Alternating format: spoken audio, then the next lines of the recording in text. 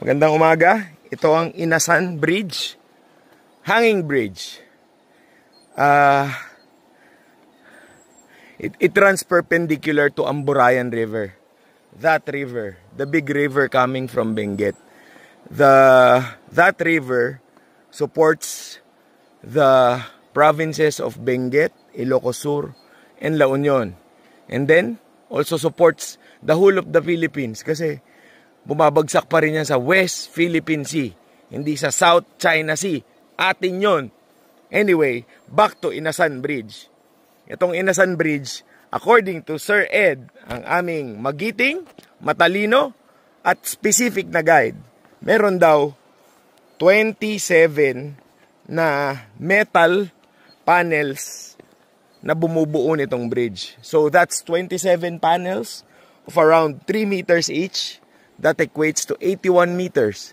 So this bridge, give or take, is 81 meters.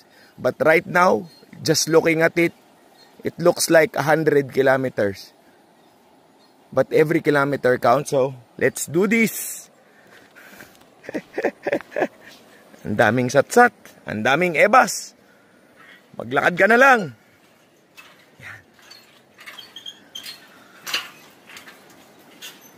Oof, ganda.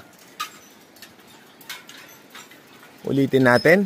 Ito po ang Inasan Bridge and it runs perpendicular to the province of Ilocos Sur and La Union.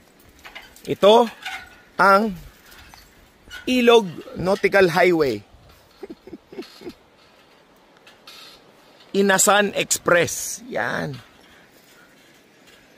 Woo! Ganda.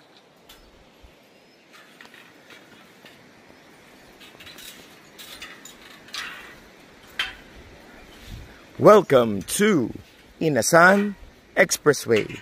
For your safety, please observe the required speed limit. Baligtad po ha. Hindi pagbabagal. Bilisan mo. Kasi, lumalagit-git. Kasi, the longer you are suspended here, the longer your amazement is. Akala nyo fear, no? Hindi. Ganda. Grabe.